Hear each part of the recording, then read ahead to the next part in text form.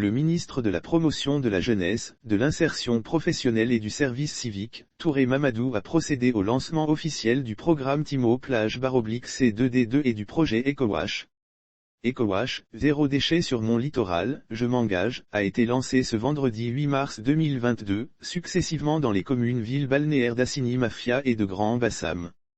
L'objectif du projet TIMO est un programme de travaux à haute intensité de main-d'œuvre vise à réduire la vulnérabilité des jeunes hommes et femmes sans emploi en leur donnant la possibilité d'avoir un emploi temporaire et partant, un revenu en contribuant à l'entretien des infrastructures communautaires dans les communes bénéficiaires.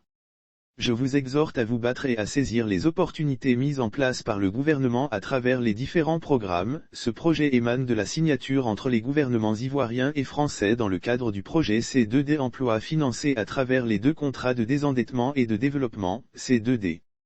Lire aussi Côte d'Ivoire / projet C2D Emploi des jeunes, l'AFD équipe les structures publiques à hauteur de 542 millions. Intervention du ministre de la Jeunesse et de l'Emploi et du coordonnateur BCP Emploi pour le ministre Touré Mamadou. Il a saisi l'occasion pour inviter la jeunesse à tourner le dos à la facilité et plutôt à saisir les opportunités que leur offre le gouvernement. Je vous exhorte à vous battre et à saisir les opportunités mises en place par le gouvernement à travers les différents programmes, a exhorté le ministre. Le rôle du gouvernement c'est de mobiliser les ressources pour vous accompagner. Sortez des complexes, et travaillez car il n'y a pas de sot métier. À cela il ajoutait que le gouvernement continuera d'appuyer les jeunes et s'inscrit dans la dynamique de la promotion des jeunes sous le leadership du président de la République, Alassane Ouattara. Le rôle du gouvernement c'est de mobiliser les ressources pour vous accompagner. Sortez des complexes, et travaillez car il n'y a pas de sot métier, a soutenu le ministre Mamadou Touré. Lire aussi Yamoussoukro / insertion socio-professionnelle durable des jeunes, 10 400 jeunes en situation de sans-emploi ou sous-emploi désormais visés pour Monsieur Toili Herman, coordonnateur du Bureau de coordination des programmes emploi, BCP Emploi. Ce projet est en lien avec les perspectives économiques du pays qui accorde une place de choix au secteur touristique comme un des leviers de développement. Il a donné l'historique et l'objectif de TIMO. Pour lui ce projet est une phase pilote de la mise en œuvre des TIMO dans des villes balnéaires.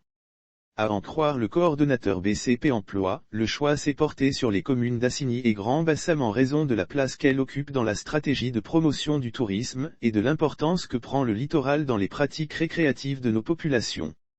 La mise en activité dans les TIMO de 200 jeunes, soit 100 par commune, pour un montant global de 201 173 100 FCFA contribuera à travers l'entretien des plages, la gestion de la salubrité et la gestion des infrastructures touristiques, à améliorer le cadre de vie des populations et également à rendre agréable et sain les séjours des touristes, a-t-il expliqué le premier responsable du BCP Emploi.